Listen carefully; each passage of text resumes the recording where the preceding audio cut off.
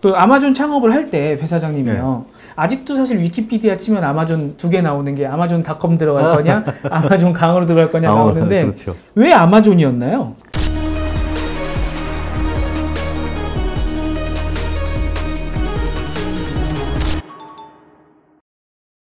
원래 처음에 창업을 할 때는 캐다브라라고 하는 이름이었어요. 아브라카타브라. 네, 아브라카다브라. 수리수리 마술이죠.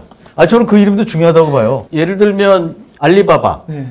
마치 마술, 매직 같은 그러네요. 느낌이잖아요. 네. 그 이름이 중요한 게 매직과 같은 그런 이름을 가지고서 매출을 일으키라 이런 의미였더라고. 얘기를 들었어요. 그래서 장명도 잘하셔야 된다.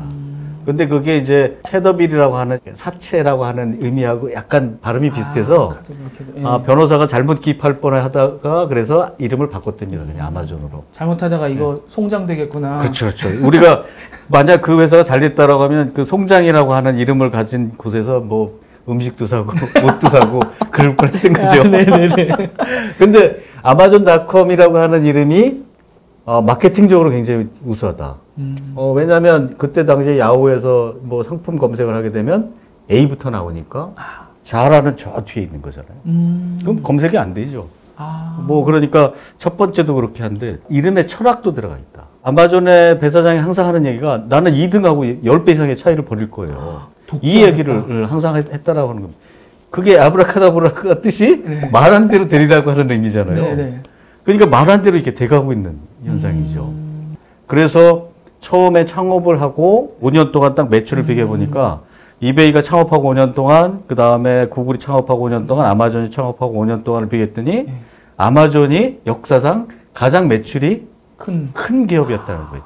구글의 2배, 이베이의 7배, 해마다 2배씩.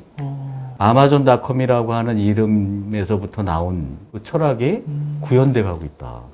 아까 말씀드렸지만 미국의 애들한테 아마존이 뭐니? 그러면 온라인 쇼핑 센터요. 오히려 네. 이게 80~90%인 게 제프 베조스께서 항상 하신 얘기가 아마존 하면 그냥 아마존이니까 물건을 사는 곳이라고 생각. 거기가 싸고 좋고 이런 게 아니고 아마존이기 때문에 물건을 사는 곳이다. 아마존이니까. 예, 뜻한 대로 되리라고 하는 거죠. 그래서 기업을 정할 때는 그 이름에 대한 철학도 굉장히 중요하고 안에 들어가 있는 그것 때문에 좀 더 의지를 가지게 되는 그런 수도 있죠. 와, 그렇군요. 근데 왜 제가 들어보니까 한두 푼 이렇게 투자를 받으신 건 아니라고 하는데 굳이 창업을 얼마 정도 받아서 시작하신 건가요? 그 원래 자본금은 $300였다고 그래요. 그래요? 30만 원 정도. 회사의 규모가 그 정도 했는지. 그런데 자기가 가지고 있었던 돈이 한 4~5만 달러 정도 있었고, 그 다음에 양아버지죠. 설득을 했답니다. 제가 성공할 확률이 30%입니다. 라고 이야기를 하고 10만 불을 투자를 받았대요. 한 1억? 그렇죠. 10만 불. 뭐 그분이 그 엑슨 모빌 경영 측에 있었으니까 돈이 좀 있으셨던 모양이에요. 그리고 나중에 30만 불을 더 해주셨든지 아마 이랬던 것 같은데 그게 17센트 정도의 투자를 받았대요. 17센트요? 네, 17센트 정도. 그러니까 그 가격이 아마 한 주당 17센트 정도, 지금 3,200불 정도 됩니다. 네. 네. 그리고 3번의 스프릿을 했습니다. 엄청나죠. 네. 근데 그때 당시에 아버지한테 자기가 성공 확률이 30%라고 했는데 사실은 10% 정도도 안 됐대요. 자기가 계산을 해보니까. 계산했을 때요? 네. 아니 그렇게 자신감이 있어갖고 뭐 팀을 설득하시고 한 분이 머릿속에 10%밖에 안 됐다고요? 그냥 뭐 그 창업이라는 게 그렇게 쉽진 않잖아요. 뭐 지금도 마찬가지긴 하지만 그러니까 결국은 이제 사기치셨네요. 가족을 상대로 가족 사기치셨네요. 사기라는 게 성공하면 사기가 아니잖아요. 그렇게 됐으니까 아무튼 그 다음에 친구들하고 친지들한테도 한 200만 달러 정도를 투자를 받았고 하물며 자기 친구 중에는 아버지한테 같이 투자를 하자고 아버지한테 갔더니 아버지가 야 그런 비즈니스는 실물에 보이지 않고 이러니까 그런 비즈니스는 하지 않는다. 그리고 너 절대 하지 마. 그 친구만 했답니다. 그 친구는 했대요? 예. 다행이네요. 그래가지고 그 200만 달러 가지고 한 20억이 조금 넘는 돈. 또 이제 계속 진행을 해나갔고 그리고 난 다음에 이제 상장을 했죠. 상장을 해가지고 몇 천만 달러의 상장 자금이 들어와서 이제 온고잉을 계속 한 거죠. 그때만 해도 지금처럼 뭐 VC, 뭐 시드머니 투자사 이런 데가 잘 없었을 때인가 보네요. 그렇긴 한데 존 도어도 투자를 했고요. 벤처 캐피탈에서도 몇 군데 같이 투자를 했죠. 그러면 초반에 투자한 아, 사람들은 여기서 중요한 게 네. CEO의 역할이 돈 끌어다니는 거. 투자 받고 네. 그거를 꾸준하게 계속 단계별로 계속 이렇게 하셨다는 계속 거죠. 금액도 커지고 상장하기 전까지는 계속 그런 작업들을 제프 베조스가 가서 계속 설득을 한 거죠. 그게 가족이 되든 부시가 되든 이런 과정을 겪어야 된다는 거예요. 창업하시는 분들의 큰 역할 중에 네. 그런 분들을 설득해서 같이 동참하는 거. 사실 그분들에게도 기회잖아요. 그렇죠. 투자죠. 그 투자를 해서 그들에게 다시 그만한 그 엑스트 할 만한 저기를 해준다라고 하는 것도 그런 기회이기 때문에 계속 설득하러 다니는 거죠. 배 사장님도 그 대단하신 배 사장님도 돈 끌어 다니셨군요. 그렇죠. 돈 끌어 다니고 결국 투자지만 돈 끌어 다닌 거죠. 그분들은 그럼 투자하신 분들은 지금 뭐 어떻게 사시는지 혹시 근황하시나요? 그런데 그렇게 해서 돈을 번 분들도 꽤 많지만 예를 들어서 내가 17센트에 투자해가지고 뭐 100달러 됐다고 하면 우와 엄청난 부자가 됐잖아요. 네. 근데 그게 1000달러, 2000달러 되면 배 아파. 배 아픈. 그래서 네. 제가 보기에 그런 투자로서 뭐 가장 좋은 예가 하나 있는데 네. 세계적으로 투자를 제일 잘 하시는 분 네. 워렌 버핏. 버핏 형님. 버핏. 예. 본인이 가장 후회하는 것 중에 하나가 아마존과 애플에 투자를 안 했다는 거예요. 지금은 하고 있지만 네. 이렇게 얘기를 했는데 제가 보기에 아마존에 투자를 안 하셨기 때문에 오래 사셨어요. 왜죠? 2015년인가 17년에 이렇게 봤을 때 네. 주가가 오르락 내리락 한 게 600번 정도 됐답니다. 그럼 올라갈 때 와 걱정하잖아요. 네. 이게 혹시 떨어지는 거 아니야? 그렇죠, 그렇죠. 그 다음에 쭉 내려갈 때도 걱정하잖아요. 이거 절매해야 되나? 팔 걸. 그러니까 600번이면 1200번의 가슴이 쫄깃쫄깃했다는 거잖아요. 그러면 내가 보기에 노인네들은 돌아가세요. 이런 주가에 대한 부분은 정말 꼭지점을 알 수 없는 부분이기 때문에 지금 사실은 3,200달러 정도씩 가지만 이게 뭐 10,000달러가 갈지 아니면 1,000달러로 떨어지는 하물며 예전에 그 닷컴 버블이 있을 때는 100달러에서부터 9달러로 떨어졌어요. 그러니까 그때 막 엄청 올라가다가 말도 안 되게 떨어졌더라고요. 예, 그래서 그때 당시에 언론에서는 저기 아마존 닷 범브라고 그랬어요. 야, 저 폭탄 터진다 저거. 망하는 거 아니야? 이럴 정도. 아니 100달러 했다가 9달러로 떨어지면 이거 거의 뭐 패닉이죠. 네. 그래서 워렌 버핏 공께서 오래 사신 이유는 아마 아마존에 투자를 안 한 것 때문에 그러지 않을까. 개인적으로 그렇게 생각합니다. 이게 저희 투자자들 많이 보시지만 네. 이게 만약에 아마존에 1200번의 등락을 참고 계셨던 분이면요. 예. 지금까지 만약에 17센트 투자해서 지금까지 참으셨으면 아마 죽을 때까지 못 파실걸요? 그러니까. 언제가 아니, 이거 그분은 팔았을 굉장히, 굉장히 둔하시거나, 아니면 투자해놓고 잊어버리신 거죠.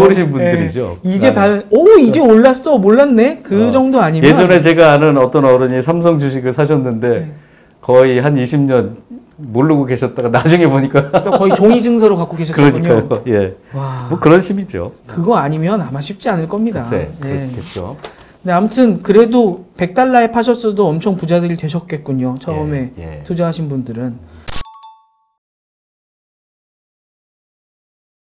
저희가 지금 배 사장님 창업하신 이야기 하고 있는데요. 이제 창업을 하시고 실질적으로 어떻게 사업을 궤도에 올려놨나는 한번 저희가 이제 다음 편에서 다뤄보기로 하고요. 이 창업을 할 때 좀 도움받았던 아까 뭐 존 도어 말씀해 주셨는데 배 사장님 같은 경우도 아무리 천재라고 해도 혼자 모든 걸 다 하시진 않았을 거잖아요.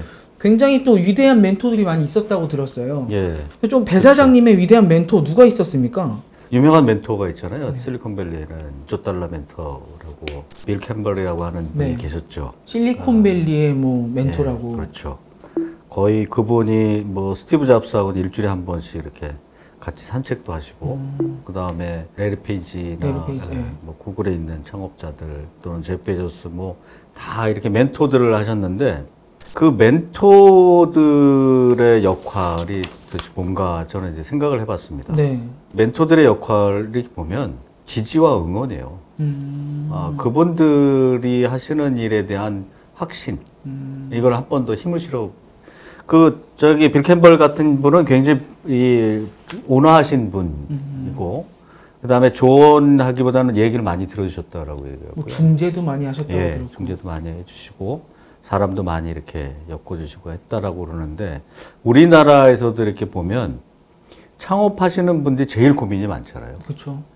그러고 난 다음에 멘토라고 하는 분들은 거기 옆에서 사실은 그분들에 대한 응원과 지지를 해주는 거죠.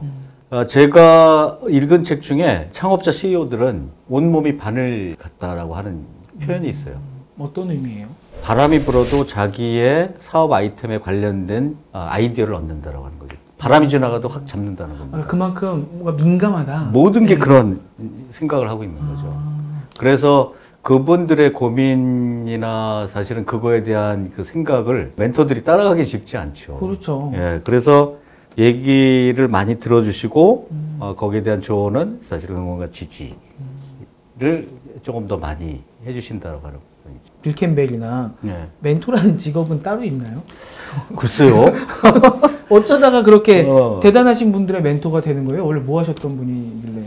원래 그분은 저기 미식축구 선수였대요. 그래서 그분이 팀을 강조하는 이거, 그분도 팀을 강조했는데 이런 유명한 얘기가 있습니다. 정답을 찾는 거 굉장히 중요하다. 네. 그런데 팀을 이루어서 정답을 찾는 과정이 더 중요할 수 있다. 혼자 찾지 말고요. 혼자 찾지 말고요. 사실 과정도 굉장히 중요하더라고요. 이거는 그분의 이야기 중에 하나입니다. 근데 지금도 그 멘토라고 하는 시스템이 돌아가고 있는 게 아마존의 제프 베조스 이 배사장에게는 보이지 않는 섀도우가 있다고 그래요. 자기가 무엇인가 중요한 결정을 할 때는 그 섀도우에게 같이 질문하고 토론하고 한답니다. 뭔가 숨겨져 있는 이 그렇죠. 빅뱅가요? 그 섀도우에 누가 포함됐는지 모르겠지만 저는 아니고요. 네. 저는 아닙니다. 교수님은 다른 데 섀도우 하셨던 걸로 알고 있어요. 아무튼 CEO들의 엄청난 고민을 같이 이야기 나누고 풀어주고 응원과 지지를 해주고 확신을 줄 만한 그런 멘토 그룹은 있는 게 좋겠죠. 정신학적으로도 보면. 지금도 존재하는 그런 멘토라고 하니까요. 사실은 구글의 세르게이나 레리 페이지의 엄청난 멘토는 구글 에릭 슈미트 회장이셨잖아요. 네. 또 그분이 예를 들어서 페이스북의 마크 주커버그하고도 굉장히 좋은 멘토가 되셨고 그 COO인 그 샌드버그에도 굉장히 좋은 멘토셨죠. 유명한 거 있잖아요. 로켓에 자리가 났을 땐 생각하지 말고 일단 무조건 타라. 올라타라. 올라타라 하는 그런 그 샌드버그에게 해준 그러한 것들은 정말 중요한 이야기죠. 방금 아까 제가 지나가듯 말씀드렸는데 멘토라는 게 그럼 결국 스승 같은 건 아니고 조언자라고 조언자라고 이야기 들어주고 예. 교수님도 그런 역할을 하셨었잖아요. 누구냐면요. 정말 유명하신 이 카카오의 김범수 의장님이 또 사회이사를 하셨기 때문에 우리 사회이사를 했다고 해서 뭐 멘토가 되는 건 아니고요. 제가 사회이사를 할 때 가장 가까운 친구가 저한테 조언을 해준 게 그겁니다. 김범수 의장님이나 아니면 다른 CEO들이 워낙 고민이 많으니 교수님이 하실 거는 꼰대 짓이 아니에요. 이거 잘못했다 저거 잘못했다 얘기하는 게 아니라 그분들의 이야기를 듣고 지지와 응원과 그들에 대한 철학을 지지해 주세요. 뭐 이런 얘기를 저한테 하셨어요. 근데 못 지켰죠. 왜요? 꼰대처럼 하지마 막 하셨나요? 그러니까 그게 성격상 잘 안 되는. 아니 이거 사석에서도 잘 말씀 안 해주시는 내용인데 혹시 뭐 크리티컬한 내용 말고 혹시 해주셨던 지지와 공감 중에 좀 기억나시는 거 있으면은 최초 공개 한번 해주시면 안 될까요? 제가 그 카카오 사회 이사를 하기 전에 이제 자문위원을 했었는데 그때 당시에 그 아마존을 설명해 달라고 그래서 2013년 정도 됐던 거 같습니다. 김범수 위원장님이요? C레벨에 계신 분들한테 이제 그 아마존에 대한 그 강연을 한번 해드렸는데 그 몇 년이 지난 후에 김 의장께서 저한테 이야기한 게 뭐냐면 롱텀 뷰 얘기를 하시더라고요. 아마존의 기업 철학 중에 하나가 뭐냐면 장기적으로 생각하라는 게 있습니다. 그 이야기를 하시는 걸 보고 내가 한 이야기 중에 그 이야기를 감명을 또 받으셨나 보다 이런 생각을 좀 하긴 했습니다. 또 카카오의 성공에 큰 몫을 하신 분이죠. 그렇게 얘기하시면 안 됩니다. 그렇게 얘기하시면. 겸손하게 말씀은 하시지만 아무튼 또 카카오의 또 창업 과정부터 뭐 많이 지켜보셨기 때문에 아무래도 아마존을 분석하시든 다른 또 위대한 기업을 분석하실 때 큰 도움이 되실 것 같아요. 아무튼 좋은 레퍼런스가 되는 기업이면 틀리가 없습니다. 천재들을 보면서 드는 생각이 보통은 우리나라에서는 실패는 성공의 어머니야. 실패해서 배우는 게 있을 거야. 실패를 해봐야 너는 성공한 기업가가 될 수 있어 라는 이야기들을 많이 해주는데 지금 잘 보면요. 제프 베조스, 빌 게이츠, 스티브 잡스, 뭐 앨런 머스크, 마크 저커버그 옆에서 보셨던 김범수 의장님까지 엄청 성공 가도까지 가시고 중간에 부침이야 좀 있었겠지만 네. 우리가 성공이라는 얘기까지 갈 때까지 거의 실패 경험이 없어 보이거든요. 그러면 이 위대한 창업가라고 불리는 분들은 역시 우리 같은 범인들과 실패해보고 거기서 배우는 범인들과 좀 다른가요? 그렇게 말씀하시니까 또 그렇기도 하네요. 그 어려서 실패한 것들에 대한 이야기들은 제가 많이 들었는데 제프 베조스 같은 경우는 뭐 어려서 뭐 연애 실패한 경우도 연애요? 있겠죠. 네. 어려서는 창업의 꿈을 꿈꾸고 어린이 캠프를 해서 1인당 몇백 달러를 받았다고 그러는데 그게 아마 인원 모집도 안 되고 프로그램에 안 좋아서 망했다라고 하는 얘기가 어린이 모집해서 캠프 같은 걸 예, 꾸미는데 더군다나 저기 여자친구하고 같이 했는데 아마 그것 때문에 깨졌다는 소문이 있고 또 뭐가 있었냐면 그 할머니의 흡연 습관을 기록해서 네. 그때가 막 9살, 10살 그 실패라고 보기에는 참 9살, 10살이었는데 할머니가 얼마나 담배를 많이 피는지 주기적으로 해가지고 그걸 계산을 해서 할머니한테 할머니 담배 끊으면 몇 년을 더 살 수 있어 그래가지고 할아버지한테 매 맞았다는 소리도 있고요. 야 어린애가 나가서 놀아야지 그런 거 하고 있어? 아 그러네. 너 뭐 벌써 그런 거 하고 있어 이제. 그렇지 그거네요. 그렇지. 어려서부터 다 뛰어놀아야 되는데 네. 그다음에 사실은 뭐 아시겠지만 물리학 하려고 하다가 친구들한테 깨지고 들어온 네, 네, 것도 네. 있고 제가 보기에 사업을 하면서의 실패의 좌절은 굉장히 많았지만 사실 제일 많이 실패한 거는 얼마 전에 그 운명을 달리한 자포스의 CEO가 네. 어려서부터는 굉장히 많은 실패를 봤죠. 지렁이도 팔다가 실패하고 수입을 해가지고 머리핀도 팔다가 실패하고 여름에 크리스마스 카드 팔다가 실패하고 네. 그 어려서부터 그런 실패가 사실은 사업할 때 굉장히 많은 도움이 된 거고 제프 베조스의 이야기 중에 혁신과 실패는 쌍둥이다 이런 얘기를 해요. 아주 유명한 혁신을 얘기입니다. 하게 되면 그게 96년에 주주서안에 혁신과 실패는 쌍둥이다 라고 이야기를 계속 몇 번을 했는데 제가 들은 바로는 그 성공을 하게 되면 네. 주마가 편이라고 채찍을 맞잖아요. 더 빨리 달리라고. 네. 그래서 성공을 하면 제프 베조스의 칭찬과 채찍에 살아남기 어렵다. 아 오히려 네. 그리고 실패를 하게 되면 그의 눈총에 살아남기 어렵다. 그냥 살아남기 어렵네요. 아유, 그거 힘든 기업이에요. 성공하든 실패하든. 그러니까 말로는 그렇게 하지만 사실은 성공을 해야죠. 기업이 계속 실패를 하면 롱런하기 어려우니까. 어떻게 보면은 남들이 사업을 준비하고 사업하는 과정에서 실패한 걸 굉장히 어린 나이에 많이 도전하면서 실패해본 거네요. 그러한 사업가적인 기질을 보였다라고 저는 보이고요. 우리가 전부 뭐 창업을 하는 건 아니고 그 사람의 기질과 가슴 뛰는 일을 했을 때 아, 이게 창업이다라고 하는 분들은 보면 그렇게 굉장히 많은 도전들을 하셨던 분들이 창업에 성공을 많이 하시죠. 대한민국 모바일 앱 어워드에서 또 심사위원도 하시고 위원장도 하시고 하면서 굉장히 많은 또 그 스타트업 대표님들이랑 마주치셨잖아요. 상도 예, 주시고 예. 뭐 거의 멘토로도 일을 하시고 저한테 큰 그 행운이었죠. 예. 교수님도 또 많이 보고 느끼셨을 거고 또 많은 도움도 주셨을 텐데 보시면서 특히나 이제 그게 한 이제는 6, 7년 됐기 때문에 많은 기업들이 올라가기도 하고 뭐 없어진 기업들도 있고 예. 주위에서 많이 보셨을 것 같아요. 예. 어떤 분이 창업을 하는 게 맞는 것 같으세요? 제가 창업 초기에는 창업 그 스타트업 바람이 처음 불었을 때는 네. 이게 창업이 정답인가라고 하는 생각을 했어요. 아 오히려요? 이게 창업이 정답인가? 만약 우리 선배들이 굉장히 열심히 일해서 우리는 일자리를 받았는데 혹시 우리가 게을러서 후배들한테 일자리를 못 주는 거 아닌가?